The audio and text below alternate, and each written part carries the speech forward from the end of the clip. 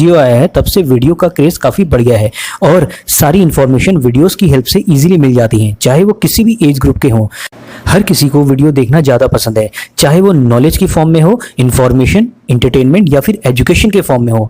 ऐसे में कई लोगों के पास ये अपॉर्चुनिटी आ जाती है कि वो लोगों की रिक्वायरमेंट को समझें और उसको ध्यान में रखते हुए उन पर वीडियोस बनाना शुरू कर दें। और इसके लिए जॉब या बिजनेस छोड़ने की भी जरूरत नहीं है। जब भी आपको फ्री टाइम मिले तो उस समय को यूटिलाइज करके आप यूट्यूब पर वीडियो बना सकते हैं। देन कंसिस्टेंसी के साथ काम करने के बाद जब आपका चैनल मोनेटाइज हो जाएगा तो यूट्यूब आपके बिजनेस, जॉब के साथ साथ इनकम का दूसरा सोर्स बन जाएगा। काफ़ी लोगों की ये भी परेशानी रहती है कि रेगुलर वीडियोस डालने के बावजूद उनका चैनल ग्रो नहीं होता और व्यूज़ भी नहीं आते। तो दोस्तों, शुरुआत में लोग किसी भी कैटेगरी का चैनल बनाकर ग्रो कर लेते थे, लेकिन आज 2022 या 23 की बात जब हम करते हैं तो 5.5 करोड़ से ज़्यादा वेरीफाइड क्रिएटर्स बन चुके हैं और हर दिन लगभग 1 लाख से ज़्यादा बढ़ते जा रहे हैं। मतलब अब क्रिएटर्स की बाढ़ सी आ गई है। अगर ऐसे में आपका कंटेंट यूनिक नहीं होता है तो आखिर में क्यों आपका कंटेंट देखने कोई आएगा? क्योंकि ऑडियंस के पास ऑलरेडी वो क्रिएटर्स हैं जिन्होंने आपसे अच्छा कंटेंट ऑलरेडी बना के रखा हुआ है। यही रीजन है चाहकर भी आपकी वीडियोस में व्यूज नहीं आते हैं, जिससे आप डिमोटिवेट होकर यूट्यूब को ही क्विट कर देते हैं। और दोस्तों, दूसरा रीजन यहाँ पर एक और ऐड कर देते हैं, वो है लक। दोस्तों, आप मानो ना मानो यूट्यूब पर लक बहुत मैटर करता है, क्योंकि लोग यहाँ पर बहुत मेहनत करने के बावजूद भी ग्रो नहीं कर पाते, वहीं कुछ बिना ज़्यादा मेहनत किए भी बहुत ज़्यादा ग्रो हो जाते हैं। लेकिन अगर आपका लक बहुत अच्छा है और आपका कंटेंट भी बाकी लोगों से यूनिक है तो एक बार ग्रो होने के बावजूद आप यहाँ से इतनी अर्निंग कर सकते हैं जितना कि आप लोगों ने इमेजिन भी नहीं किया होगा। और दोस्तों, यहाँ पर आपके टाइम को लेकर बिल्कुल भी फोर्स नहीं किया जाता है। आपका जब मन चाहे आप इस पर वीडियोस अपलोड कर सकते हैं, बशर्ते वो वीडियोस ऑडियंस के लिए वैल्यूएबल होनी चाहिए, जिससे आप लोगों को यूट्यूब में काफ़ी ज़्यादा एप्रिसिएशन भी मिले। प्यारे दोस्तों, अगला पैसे इनकम सोर्स भी कहीं ना कहीं यूट्यूब चैनल से ही जुड़ा है, जो है 7वां तरीका, एफिलिएट मार्केटिंग।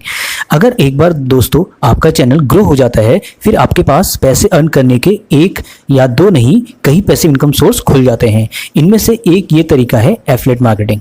इनमें से ही एक तरीका है एफिलिएट मार्केटिंग। जी हाँ, आप अपनी ऑडियंस को किसी भी प्रोडक्ट के बारे में बताते हैं और उसकी सेलिंग पर आपको कुछ ना कुछ कमीशन दिया जाता है। यानी दोस्तों, यूट्यूब के साथ एफिलिएट मार्केटिंग से आपकी इनकम और ज़्यादा बढ़ जाएगी।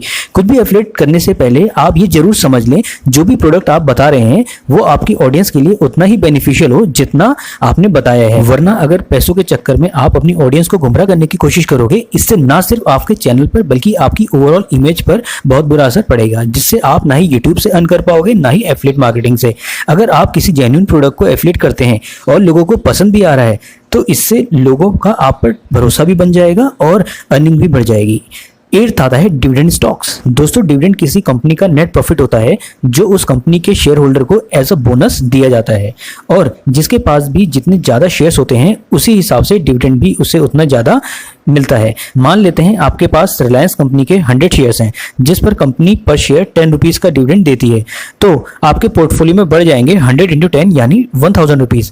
अगर रिस्क की बात करें तो स्टॉक मार्केट एक ऐसी जगह है जहां पर पैसे इन्वेस्ट करना कोई आसान काम नहीं है, क्योंकि इस जगह पर पैसा इन्वेस्ट करने के लिए आपको टाइम, नॉलेज और पेशेंस तीनों ही चीज़ें चाहिए होती हैं। अगर आप बिना नॉलेज के इस फील्ड में एंटर कर जाओगे तो आपको यहाँ पर लॉस होना लगभग कंफर्म है। लेकिन अगर आपके पास शेयर मार्केट की एक अच्छी नॉलेज है तो आप अपने इन्वेस्ट किए गए पैसों से काफ़ी ज़्यादा प्रॉफिट के साथ साथ कंपनी के डिविडेंड से भी इनकम कर सकते हैं।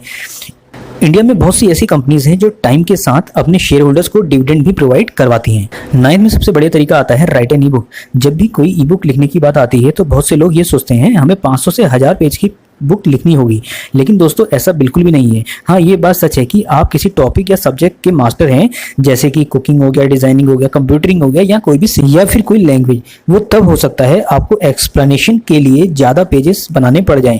पर इन सब के अलावा भी ऐसे टॉपिक्स रहते हैं जिन पर आप ई बुक लिख सकते हैं। फॉर एग्जाम्पल, अगर आपके साथ कोई मज़ेदार इंसिडेंट हुआ है जो काफ़ी इंटरेस्टिंग या शॉकिंग था, तो उस मोमेंट को अच्छे से एक्सप्लेन करके आप डिटेल में बुक लिख सकते हैं और अपने एफर्ट्स के अकॉर्डिंग उसमें प्राइस डालकर उसे अमेजन किंडल पर अपलोड कर सकते हैं। अगर आपकी बुक में लोग इंटरेस्ट दिखाते हैं तो अमेजन किंडल का एल्गोरिदम उसको और ज़्यादा लोगों तक रेकमेंड करेगा, और जितना ज़्यादा लोग उसे खरीदेंगे उतनी ज़्यादा से ज़्यादा वहाँ से आपकी इनकम आती रहेगी। ये तो केवल पॉजिटिव बातें हैं, लेकिन अगर किसी वजह से लोग उस बुक में दिलचस्पी नहीं लेते हैं तो आपकी मेहनत और एफर्ट्स दोनों बेकार जाएंगे और आप बहुत ज़्यादा डिमोटिवेट भी हो जाओगे। इसलिए बेस्ट एडवाइस यही है कि जब आप एक ई बुक बनाने की सोचें तो आपके मन में ये नहीं होना चाहिए कि आप ये सब पैसिव इनकम के लिए कर रहे हैं, क्योंकि अगर आप सिर्फ पैसों के बारे में सोचकर ई बुक लिखेंगे तो आप कितनी भी मेहनत कर लें उस बुक में वो इंटरेस्ट नहीं ला पाएंगे जो लोगों को चाहिए। इसलिए अगर आपको ई बुक बनानी है तो आप सिर्फ बुक के बारे में सोचें, ना कि पैसों के बारे में। चलिए दोस्तों, बढ़ते हैं अपने 10वें पैसिव इनकम के सोर्स की ओर। ये का उनके लिए है जो अपनी पैसिव इनकम बनाने के लिए थोड़ी ज़्यादा इन्वेस्टमेंट एफर्ट कर सकते हैं, और ये तरीका है गाइस एक जिम स्टार्ट करने का। अगर आप सही से सोचें, एक जिम पैसिव इनकम का बहुत बढ़िया सोर्स है, पर दोस्तों इसके लिए आपके पास अच्छा खासा स्पेस और जिम के सभी इक्विपमेंट्स होने चाहिए जो परचेस करना आप एफोर्ड कर सकते हैं। तो ये आपके लिए कहीं ना कहीं वन टाइम इन्वेस्टमेंट होगी। जितने ज़्यादा लोग आपके जिम को ज्वाइन करते रहेंगे उतनी ज़्यादा इनकम आपकी इंक्रीज होती रहेगी। प्यारे दोस्तों, जिम एक ऐसी जगह है जहाँ पर आपको अपना पूरा दिन या रात देने की कोई भी ज़रूरत नहीं है। आपको मॉर्निंग में टाइम देना है, फिर सीधे आपको इवनिंग में टाइम देना है। सबसे बड़ा रिस्क दोस्तों यहाँ पर आपकी इन्वेस्टमेंट का ही है। अगर आप अपना जिम किसी ऐसी जगह पर स्टार्ट कर देते हैं जहाँ पर फिटनेस का क्रेज बिल्कुल ना के बराबर है, फिर आपको अपनी जिम को बहुत ज़्यादा एडवर्टाइज करवाना होगा।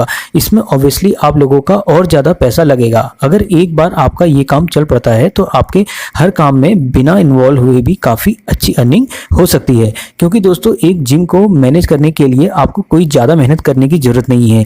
जितने भी तरीके यहाँ पर बताए गए हैं हर एक के लिए नहीं है। जो तरीका आपके लाइफस्टाइल, स्किल और पैशन के लिए सूट बैठता है आप वही तरीका चुनिए। इससे आपका इस काम में इंटरेस्ट भी बना रहेगा और आपकी अर्निंग भी बढ़ती रहेगी। दोस्तों, आप लोगों को ये वीडियो इन्फॉर्मेटिव लगी है तो डेफिनेटली इसको सब्सक्राइब करना ना भूलें और कमेंट सेक्शन में ये बताना ना भूलें आपने इससे क्या सीखा। और हाँ दोस्तों, आप लोगों के लिए टेलीग्राम ग्रुप भी बनाया गया है जिसे ज्वाइन करके आप बेस्ट से बेस्ट नॉलेज गेन कर सकते हैं। उसका लिंक आपको नीचे पिन सेक्शन में मिल जाएगा। कमेंट सेक्शन में जाके आप टेलीग्राम ग्रुप के लिंक से ज्वाइन हो सकते हैं और अपनी फाइनेंशियल लर्निंग को बढ़ाते रहिए। इसको अपने रिलेटिव दोस्तों को शेयर करना ना भूलें। साथ नीचे कमेंट करके बताएं अगली वीडियो आपको किस टॉपिक पर चाहिए। आज के लिए इतना ही। आगे के लिए stay safe, stay healthy, take care. और हाँ दोस्तों, टेलीग्राम ग्रुप आप लोगों के लिए बनाया गया है जिसमें बेस्ट से बेस्ट आप लोगों को स्टडी मटेरियल भी प्रोवाइड होगा जिससे आपकी फाइनेंशियल जर्नी काफ़ी स्ट्रांग हो जाएगी।